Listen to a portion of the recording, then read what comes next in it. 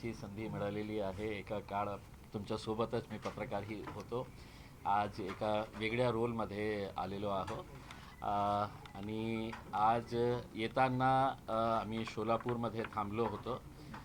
सोलापूरच्या काही गावाचा जे संपर्क तुटलेला होता, जे लोक रिलीफ कॅम्पमध्ये होते, तिथे मी काही वेळ थांबलो। आमचे जे तिकडचे पदाधिकारी आहे ते काही वाटण्याचा कार्यक्रम करत होते।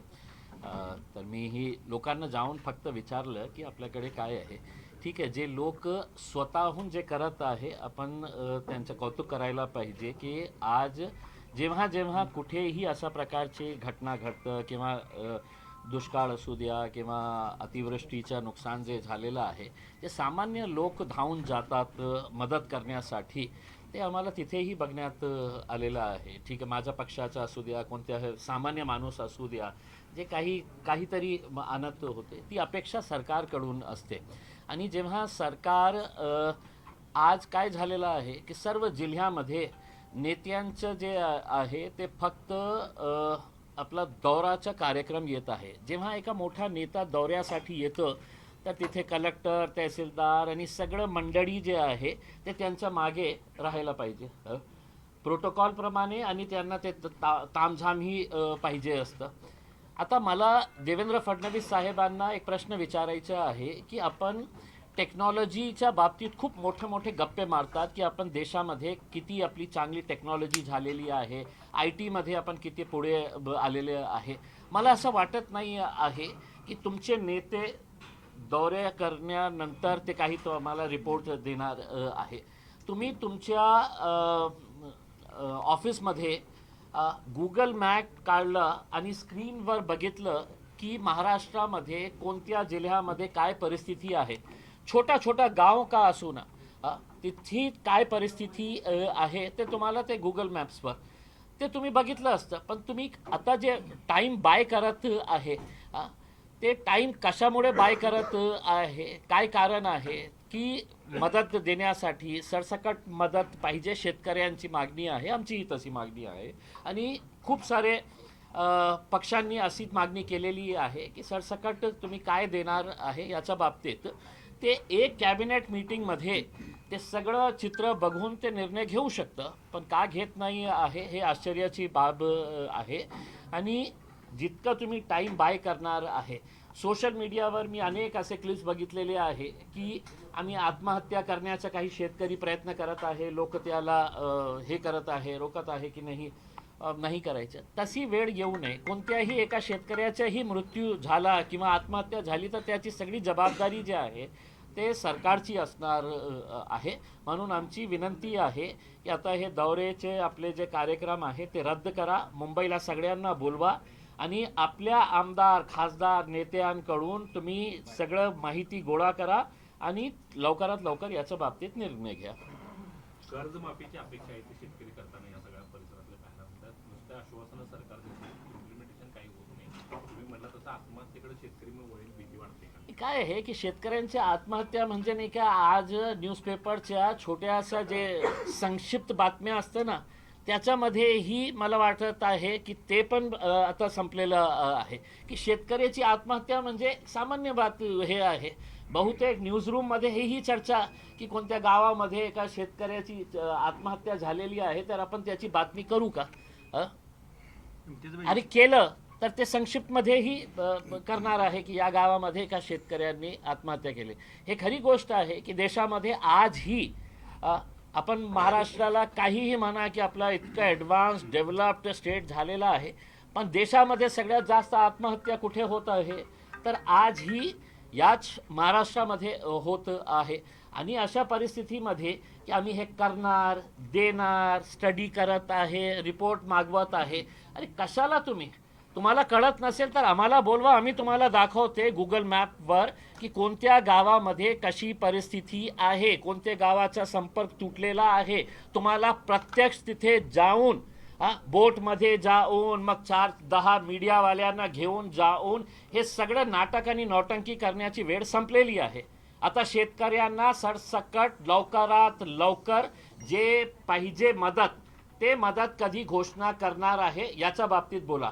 एक मुख्यमंत्री, 2 उपमुख्यमंत्री, इतके सारे नेते मंडळी तुम्ही जी मदत केली त्याच्यावरून ट्रोल केलं जातंय. तुम्ही साहित्य वाटला देखाव्यापुरतं आणि परत घेऊन गेला अशा काय पद्धतीने. केलं? सकाळी तुम्ही सोलापूरमध्ये. सोलापूरमध्ये जे काही साहित्य पक्षाच्या वतीने वाटण्यात आलं त्यामध्ये विरोधकांनी असा आरोप केलेला आहे की फक्त देखाव्यासाठी ते सगळं केलं गेलं कारण 2 किट वाटले आणि अच्छा अच्छा त्यानंतर अच्छा नाही माझे जे एक सेकंड माझे सोलापूरचे ते जिल्हाध्यक्ष आहे त्यांनी अनेक दिवसापासून त्यांच्या अनेक गावामध्ये मी आज येणार होते मलाही माहीत नाही होता की या गावामध्ये त्यांचा हे वाटण्याचा कार्यक्रम होता.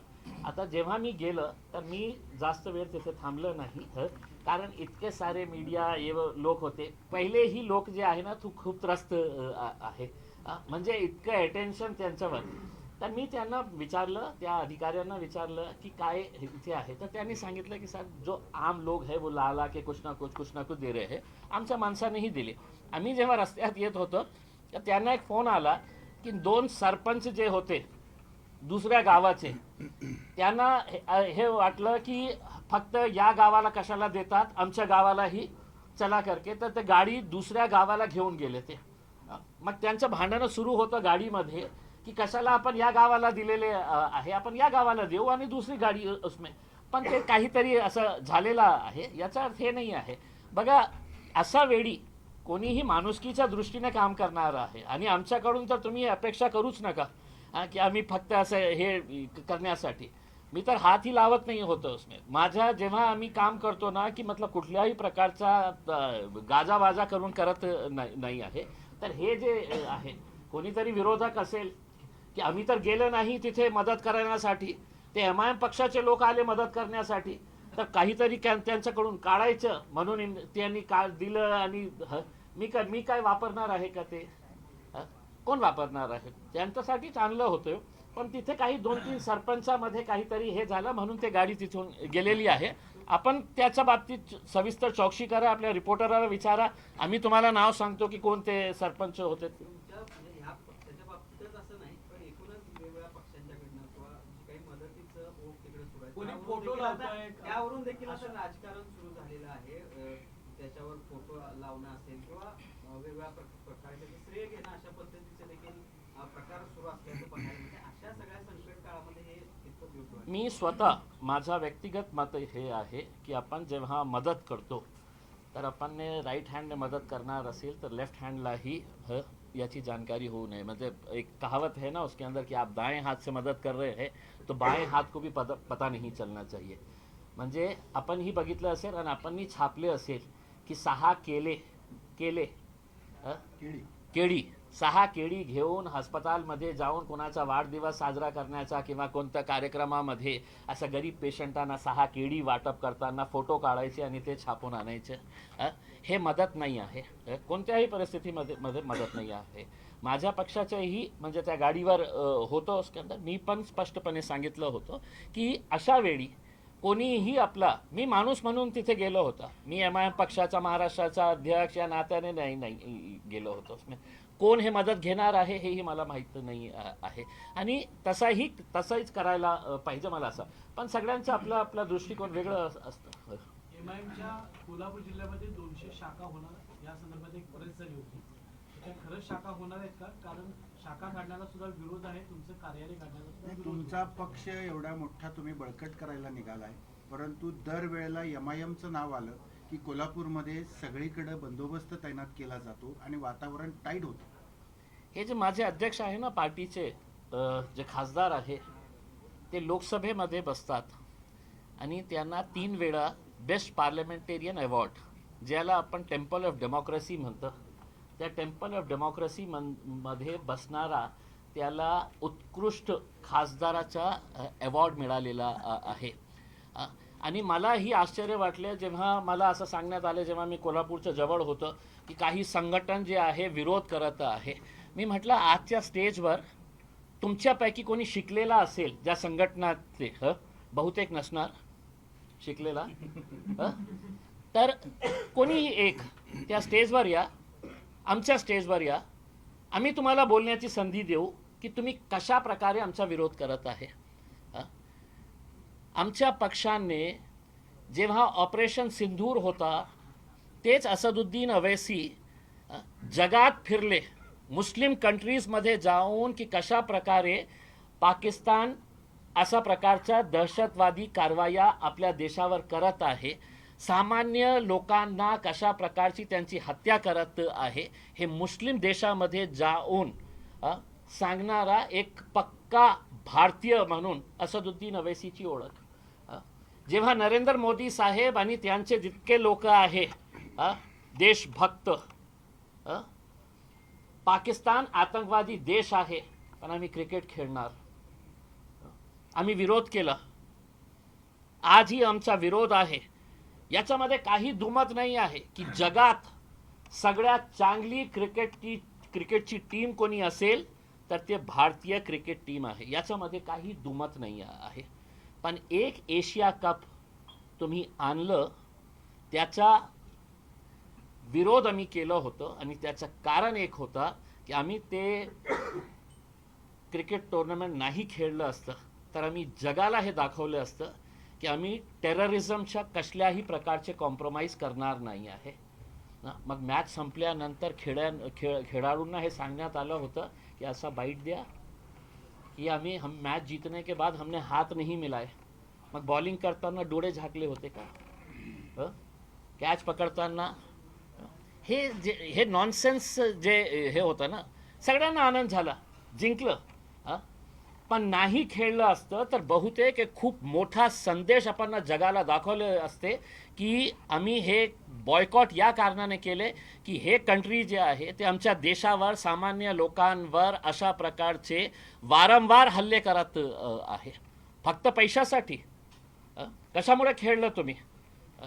मोदी है तो मुमकिन है, पण बीसीसीआयला कंट्रोल करू शकत नाही तुम्ही कि नहीं बीसीसीआई को करना पड़ता है करके. We have a logical region.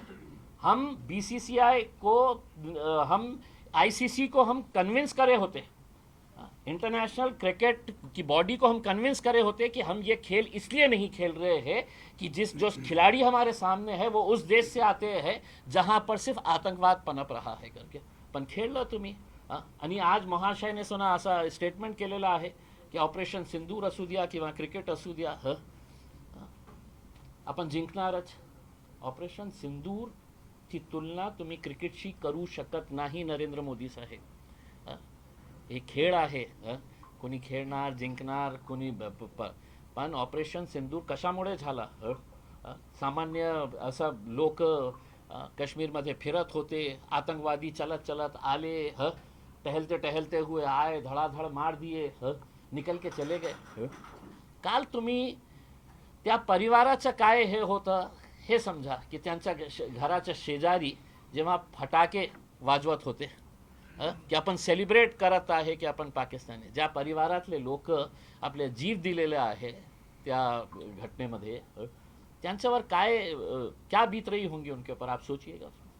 तुम्ही अनेक टीव्ही शो मध्ये डिबेटला जाता म्हणून हा प्रश्न विचारतो की केरळमध्ये, आता कोणी बोलवत नाही मला. केरळमध्ये भाजपचे एक प्रवक्ता आहेत पिंटू महादेव, याने एका टीव्ही शो मध्ये काल राहुल गांधींना छातीत गोळ्या घालेल अशा पद्धतीचे वक्तव्य केलेलं आहे. अशा टाईप मध्ये नॅशनल टेलिव्हिजनवरचं वक्तव्य तुम्ही कसं काय आहे की म्हणजे मला काही आश्चर्य वाटत नाही. म्हणजे तुम्ही एक टीव्ही स्टुडिओवर, ज्या माणसाचं नाव मी ऐकलं नाही आहे, तुम्ही सांगत आहे यांनी केलेलं आहे, जेव्हा लोकसभेमध्ये एक सत्ताधारी पक्षाचा खासदार मुसलमानांना उद्देशून जेव्हा पंतप्रधान बसलेले आहे, जेव्हा स्पीकर त्या कुर्सीवर बसलेले आहे, तेव्हा त्यांना ते ए लांडे, ए कटवे, ए मुल्ले, ए ते आतंकी, त्या लोकसभेमध्ये बोलणारा खासदाराला कोणी रोखलं नाही.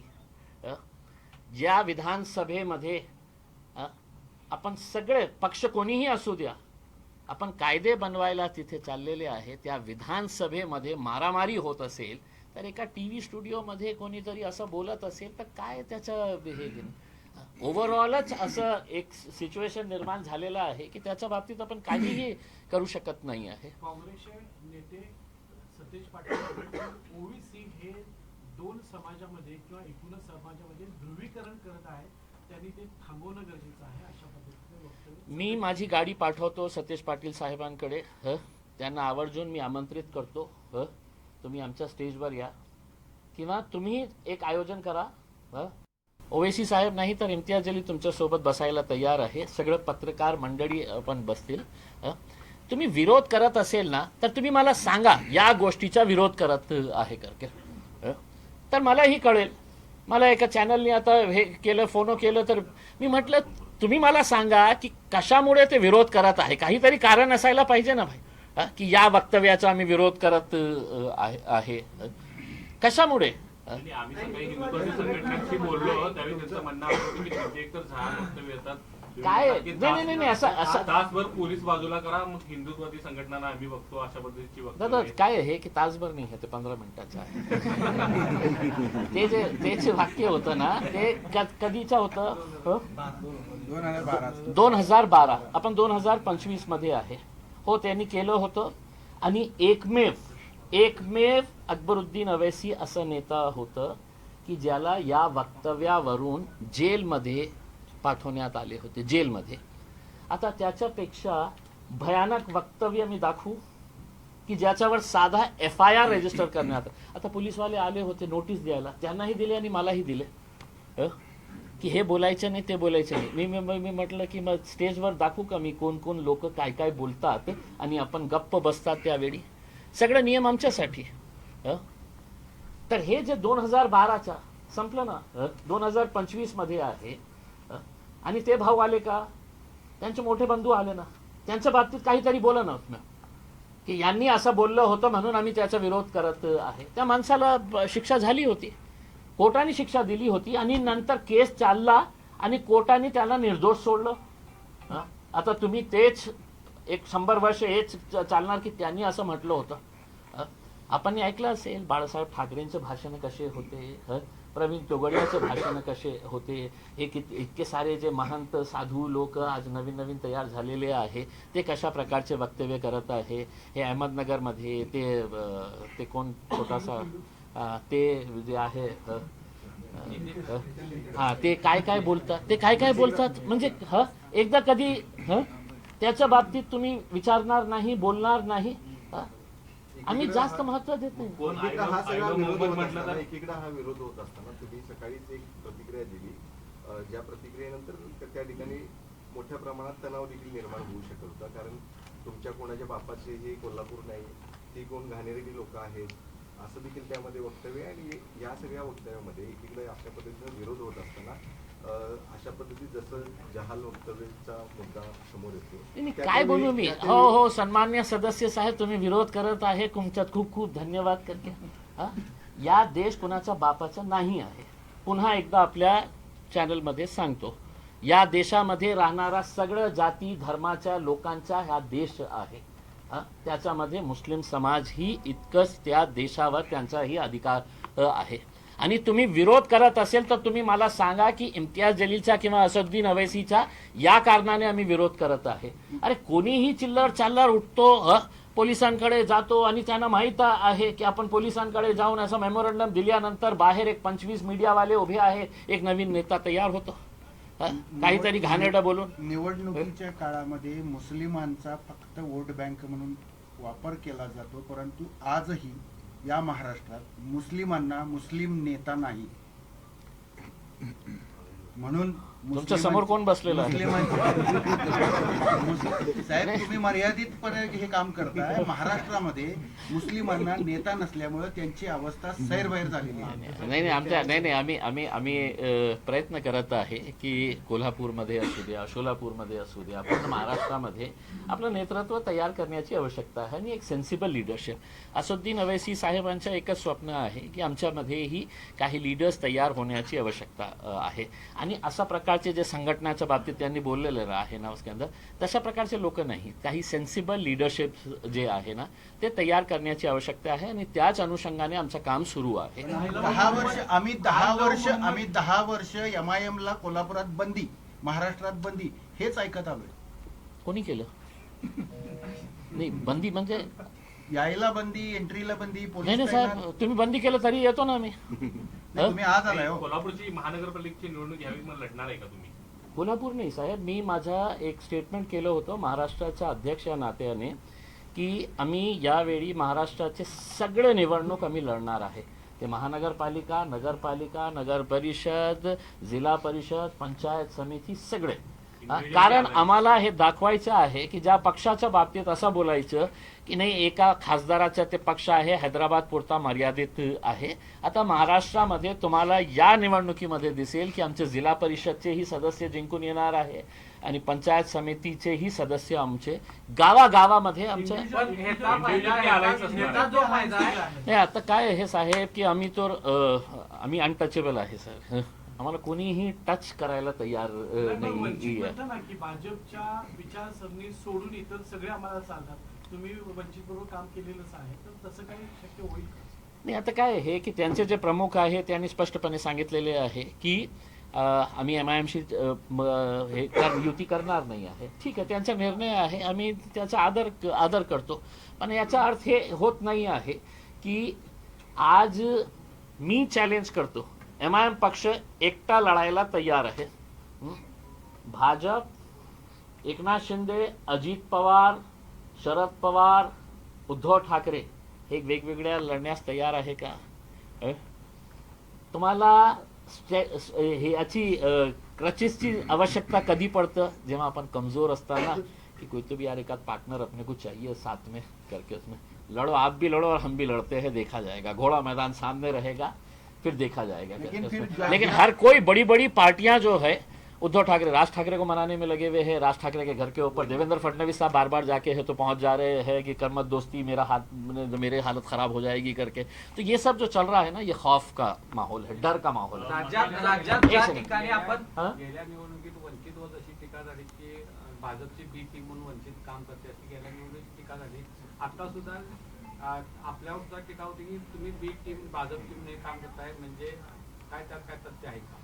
आता सर मला असं वाटतं तिथं मतांचं पोलरायझेशन होतं, अशा प्रकारचा एक ठोकताळा बांधला जातो, तशा प्रकारचा आरोप केला जातो. आणि MIM आली की भाजप काँग्रेसची परंपरागत वोट बँक जी आहे ती दिली होते आणि त्यामुळे तिकडे पराभव होतो.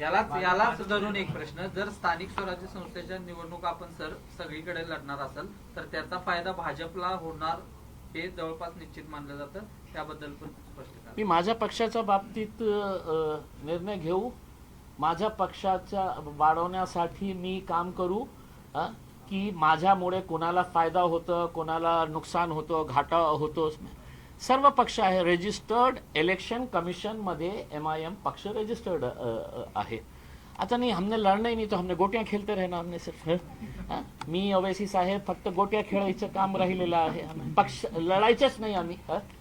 देखिए म्हणजे मी कुणाला पाडलं होतं आमदारकीमध्ये, कोणाला पाडलं होतं आमदार जेव्हा निवडून आलं होतं तर तेच भारतीय जनता पार्टीला पाडलं होतं, शिवसेनेला पाडलं होतं.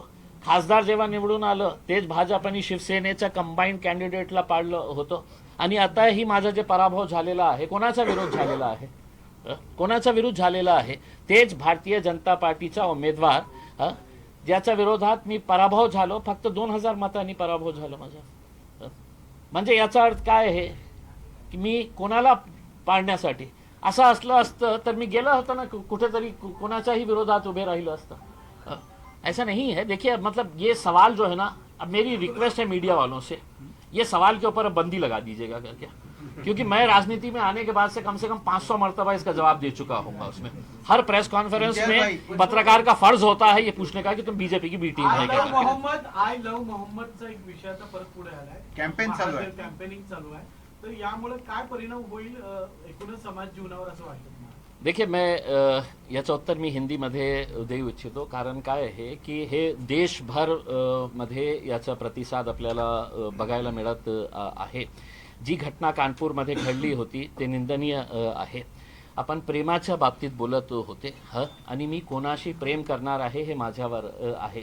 आणि प्रॉफेट मोहम्मद जे आहे ते जगासाठी त्यांनी संदेश दिलेला आहे, माणुसकीचा संदेश दिलेला आहे त्यांनी.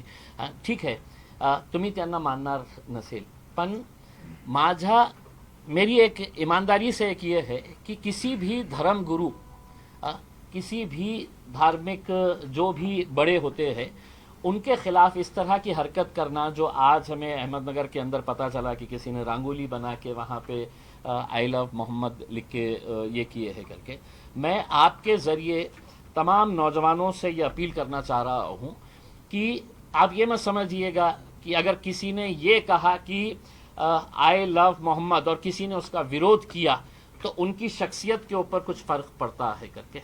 जो लोग बड़े हैं वो बड़े ही रहते हैं उसमें। हाँ?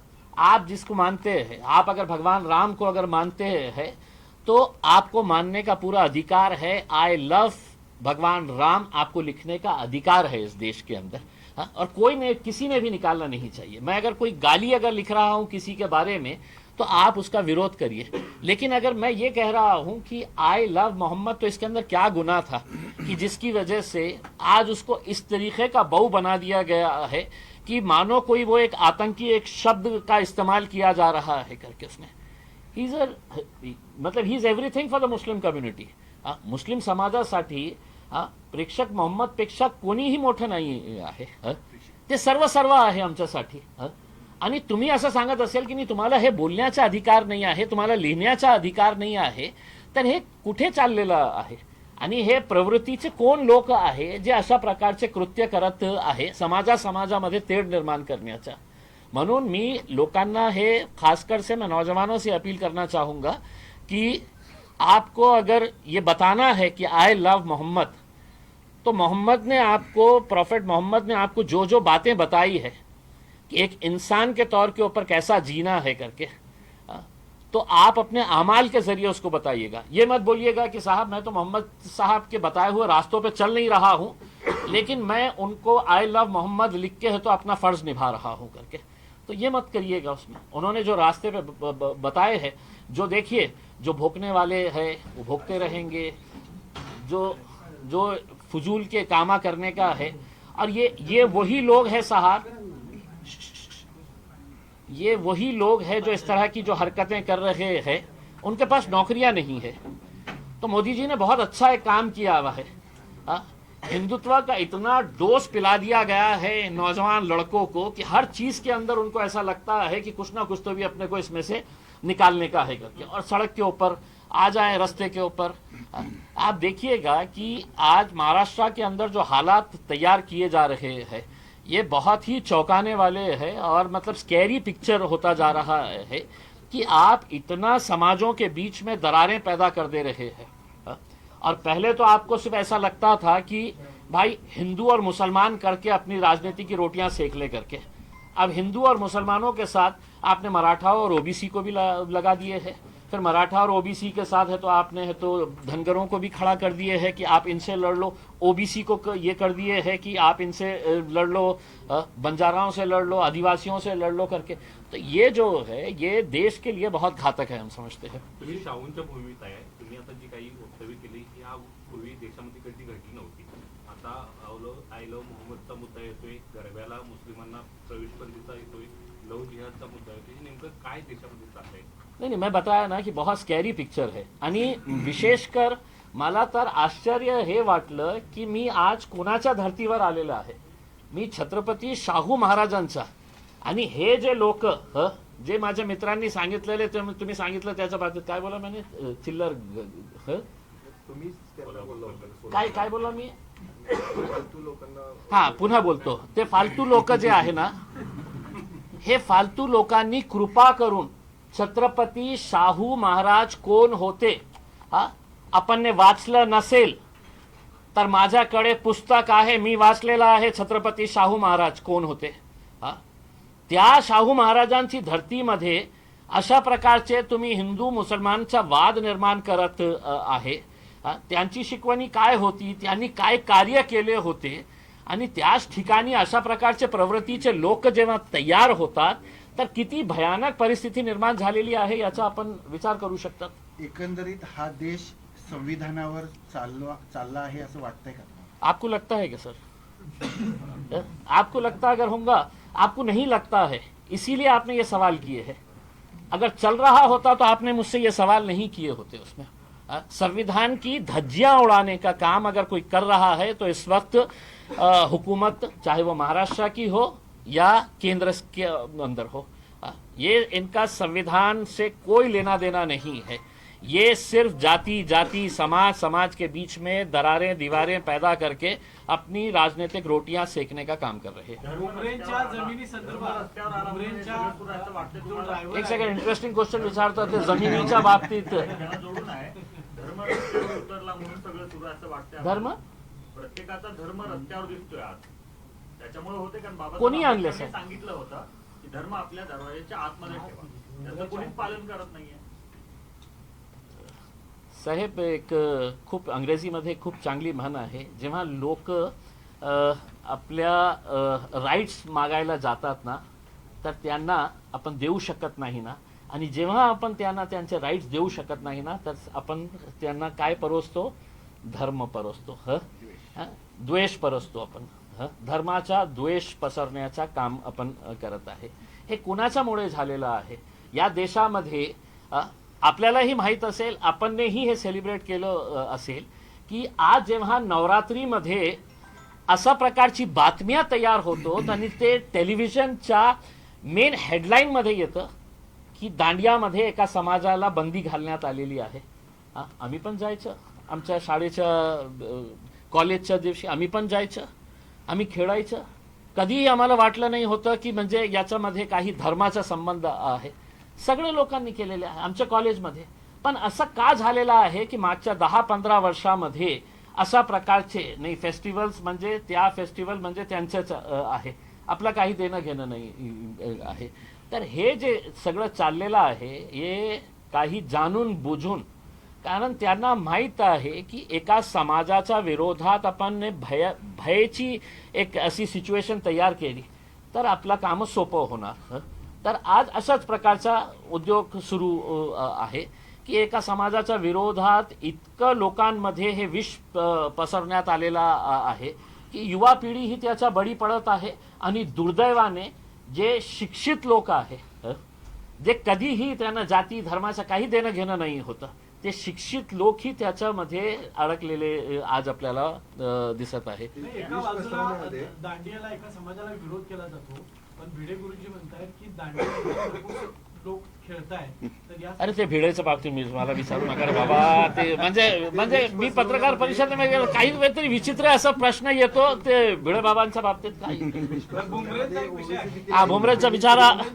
ओबीसी देखील त्यामध्ये विष पसरवण्यामध्ये, जसं की आम्हाला 15 मिनिटं द्या वगैरे, ती सुरुवात झाली. दादा, मी काय म्हणतो आपण हे ठरवलेलंच आहे की आपण 100 वर्षानंतरही मला हेच प्रश्न विचार. म्हटलं की 15 वर्ष मागे झालं ना, चालू आहे, 30 वर्ष झालं ना, चालू आहे. आणि त्यानं शिक्षाही मिळाली ना. मी आज काहीतरी असं वक्तव्य केलं तर मला शिक्षा होणार हे मला माहित आहे. पण असे अनेक लोक आहे. तुम्ही ते नितेश राणेचं कधी ऐकलं का नाही? किंवा तुम्हाला पाठवू मी क्लिप्स, काय ते बोलतात. म्हणजे त्यांच्यासाठी काही कायदे कानून काही नाही आहे. भुमरेंचा एक विषय असा आहे की त्याच्या ड्रायव्हरची जी संपत्ती संदर्भात आपण मध्ये प्रश्न उपस्थित केले, पुन्हा शिरसाटांच्या संदर्भातले आपण काही प्रश्न उपस्थित केलेले, त्याचं पुढे काय झालं? काही नाही झालं, काही होणारही नाही, काही होणार नाही. इतके पुरावे की आज शिरसाट आणि भुमरे हर्सुल जेलमध्ये बसायला पाहिजे होते प्रामाणिकपणे. नाही, पण काय इतके एव्हिडन्स स्ट्रॉंग आहे की एका 500 रुपयाच्या बॉन्ड पेपरवर एक खासदार आणि त्याचा आमदार पुत्र जे आहे ना, 500 कोटी रुपयाची जागा जी आहे ना, एका साध्या बॉन्ड पेपरवर तुम्ही ते डॉक्युमेंट्स बघितले ना तर तुम्हाला आश्चर्य वाटेल की म्हणजे इतका अंदाजून कारभार कसा होऊ शकतो. शिरसाटांच्या साहेबांच्या बाबतीत मी काय माझ्याकडे आहे. मी स्वतः CBI कडे गेलो होतो आणि CBIचे ऑफिसरनी मला ते सगळं बघून विचारलं होतं कि सर ये ऐसा कैसा पॉसिबल है करके. मैं बोला सर पॉसिबल होता है सर, सगळं पॉसिबल आहे करके. आणि मी त्यांना समजावून सांगितलं सर याची 2 कारणं होऊ शकतं की एक आदमी बेवकूफ रहा ना तो ऐसी हरकतें करवालता है, और दूसरा मी काहीही करू माझा कोणीही काही वाकडा करू शकत नाही. तर मैं बोला सर वो सेकंड वाली कैटेगरी इसके ऊपर फिट होती है करके की माझा मुख्यमंत्री माझ्या खिशात, उपमुख्यमंत्री त्यांना पाकिटं मी देतो, त्यांनी मला 50 दिले होते तर मी 500 परत करणार आहे त्यांना. तर अशा प्रकारचे लेनदेन जेव्हा होतो ना तर काही होणार नाही. खऱ्या अर्थाने अगर बघायचं असेल ना तर हायकोर्टाने त्याच्या बाबतीत सुमोटो ॲक्शन घ्यायला पाहिजे होतं. त्यांनी मला नोटीस पाठवायला पाहिजे होतं की एका महाराष्ट्र सरकारचे इतके मोठे पदावर बसलेल्या मंत्र्यांच्या बाबतीत तुम्ही अशा प्रकारचे आरोप कोणत्या आधारावर करत आहे. म्हणजे उलट माझ्यावर केसेस काय की महाराष्ट्र सरकारच्या एका डॉक्युमेंटवर एक शब्द मी वाचलं तर 1.5 कोटी रुपये त्या महाशय मंत्री साहेबांनी खर्च केले. 1.5 कोटी रुपये मोर्चा काढायला लावले आपल्या समाजाच्या. एका नेत्याने 10 लाख रुपये घेतले, एकाने 15 की मी 200 महिलांना आणला, 100 आणणार, हे करणार करके 1.5 कोटी. पूर्ण शहरामध्ये होर्डिंग्स लावले होते इम्तियाज जलीलचा बहिष्कार करण्यासाठी. फुल पेज ॲडव्हर्टाइजमेंट सगळ्या न्यूजपेपरमध्ये फुल पेज ॲडव्हर्टाइजमेंट आमच्या विरोधात. ते केस आता 1 तारखेला येणार आहे. मी स्वतः ते केस फाईट करणार आहे की इम्तियाज जलीलचा काय दोष. महाराष्ट्र सरकारच्या डॉक्युमेंटवर हे लिहिलेला शब्द आहे, मी वाचलं. केस करायच्याच असेल तर महाराष्ट्र सरकारवर करा. कायदा कोळून प्यायलेला पक्ष म्हणजे एमआयएम असं म्हटलं जात आहे, कारण कायदे पंडिताचा तो पक्ष आहे. मग एमआयएम का ठोस पावलं उचलत नाही आता कसल्या बाबतीत? या सगळ्या गोष्टींबाबत करतो ना आम्ही अनेक केसेस आम्ही केलेले आहे. त्याच्या बाबतीत आमची फाईट सुरू आहे. त्यांच्या रूम मध्ये जे पैसे सापडले ते नाही कोणी म्हटलं पैसे कपडे होते ना ते असं काय करतोस तुम्ही. असं तुम्ही काही बोललं तर थोडी चाल. अधिकाऱ्यांनी मोजले. हा कपडे होतेच नाही ते कपडे होते साहेब. म्हणजे ठीक आहे. एक म्हणजे पत्रकारांनीही कितकं बावळं समजतं ते की कोण म्हटलं ते पैसे होते तर मी बाहेरून आलो होतो आणि ते पैसे होते ते कपड़े होते त्याच्यामध्ये. अब मैं जूम कर करके देख ले रहा हूँ. मैं बोला यार हो सकता है कि शर्ट के डिजाइन के ऊपर 500 के नोट छपे हुए होंगे करके उसके अंदर. तर शिवसेना कधी घेतलं पक्षामध्ये? कोणते सब है सर. हाँ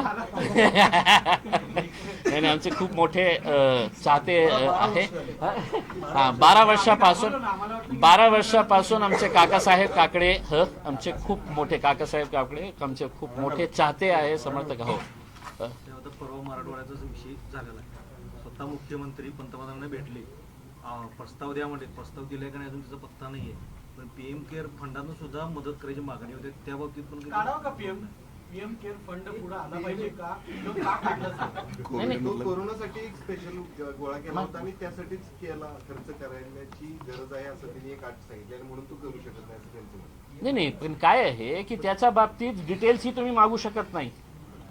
पीएम केअर फंड मध्ये किती फंड आलेला आहे, कोणी दिलेला आहे, कशा दिलेला आहे याची जानकारी तुम्हाला मिळणार नाही आहे, कारण ते नॅशनल सिक्युरिटीचा मुद्दा आहे. तर अशा प्रकारचे जे सीएम फंड संदर्भात काल मुख्यमंत्र्यांनी स्टेटमेंट केले की तो कोविड काळामध्ये ठेवलेला आहे, त्यामुळे त्यात बदल करता येत नाही आणि तो कसा करायचा जर कुणाला माहिती असेल तर मला सांगा असं म्हणतात. कारण ते उद्धव ठाकरेंच्या कालावधीत झालं होतं. नाही आपण तर सगळे बावळट लोक आहे साहेब. आपण काय त्यांना इतके हुशार माणूस आहे ते. कोटी रुपये तसेच पडून आहे. कोरोना काळातली ती गोळा केलेली बहुतेक ते वाट बघत असेल की पुन्हा करोना येणार कधीतरी तर आपण त्यावेळी आपण खर्च करू. म्हणजे अशा प्रकारचं जेव्हा उत्तर देतं ना एका बघा मुख्यमंत्री हुशार आहे याच्यामध्ये काही दुमत नाही आहे, आम्ही रिस्पेक्ट करतो त्यांचं.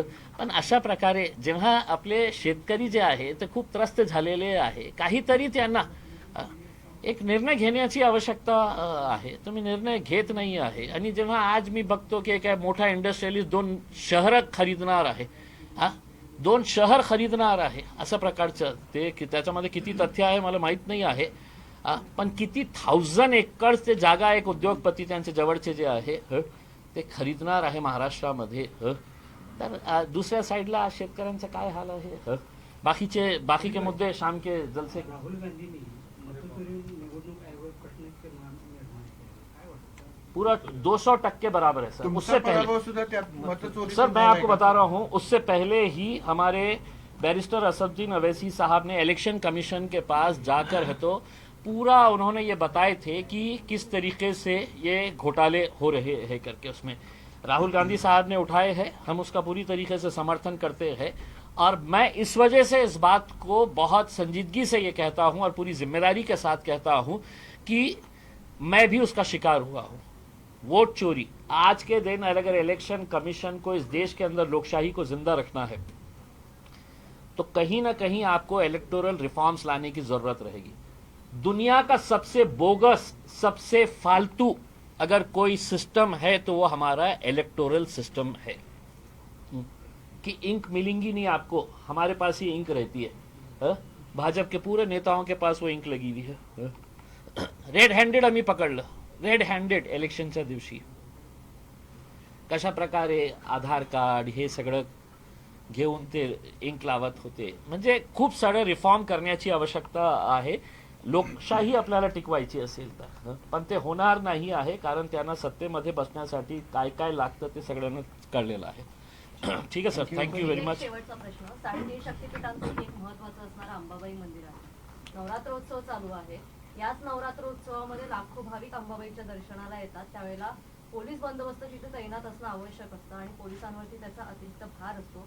आणि ह्याच काळामध्ये तुम्ही कार्यालयाच्या उद्घाटनाला आणि सभा घेण्यासाठीचा दिवस ठरवला। हा दिवस नंतर नवरात्रीनंतर ठरवता आला नसता का? कारण कायदा सुव्यवस्थेचा यामुळे प्रश्न कोल्हापूरमध्ये निर्माण होऊ शकतो, अशी तुम्हाला शक्यता वाटली नाही का? ह्याचा विचार कुठे केला नाही का पक्षाने? सर्वप्रथम तर जे दिवस आहे मी आपल्याला हार्दिक शुभेच्छा देतो याच्या बाबतीत। आणि जे कार्यक्रम ठरलेला होता 6 महिने अगोदर कुठली सभा कोणत्या राज्यामध्ये होणार आहे त्याचा शेड्यूल ठरलेला असतं। तर आमची अपेक्षा हेच आहे की शांतीपूर्ण तरीकेने हे होणार आहे आणि खूप सारे शहरामध्ये खूप सारे नेत्यांची सभा होत आहे। माझी विनंती पत्रकारांना हे आहे की जसा प्रश्न मला विचारण्यात आलेला आहे, दुसऱ्या पक्षांनाही असा प्रश्न विचारलं। ठीक आहे, या देशामध्ये दररोज कुठे ना कुठे काहीतरी आपण कोणता ना कोणता धर्माचा आपण सण साजरा करतो। या देशाची एक वैशिष्ट्य आहे। हे आज सिग्निफिकंटली आपण एका दिवसामध्ये हे होत आहे। मला असं वाटत नाही की त्याचा हे आहे काही याचा परिणाम होणार आहे। आणि पोलिसांना असं वाटलं असतं की आम्ही हे सांभाळू शकत नाही तर बहुतेक त्यांनी आम्हाला परवानगी दिली नसती। आम्ही आमची अनेक असं वेळ येतात की जेव्हा आम्ही पोलिसांना परमिशन मागवतात आणि पोलीस म्हणतात की हे काळ आहे, या काळामध्ये आमचा फेस्टिवल आहे, आम्ही तुम्हाला हे देऊ शकत नाही। अनेक वेळ असं झालेले आहे। बहुतेक आपण जे प्रश्न निर्माण केलेला आहे ते कोल्हापूर पोलिसांची काय कॅपॅसिटी आहे याच्यावर आपण प्रश्नचिन्ह निर्माण केलेला आहे। त्यांच्यामध्ये कॅपॅसिटी असेल तर त्यांनी दिले असेल आम्हाला परवानगी। आणि आम्ही काही प्रक्षोभक भाषणं करण्यासाठी आलेलं नाही आहे, आम्ही भाईचारगीचा संदेश घेऊन आलेले आहे आणि आपल्याला दसऱ्याच्या हार्दिक हार्दिक शुभेच्छा द्यायला आलेला आहे। तुम्ही करणार नाही सभेमध्ये? हमारे लिए तो क्या हो जाता है मैडम, हम अच्छा भी बोलते हैं ना तो उसमें से कुछ ना कुछ तो भी निकाला जाता है। चलिए, thank you so much, thank you.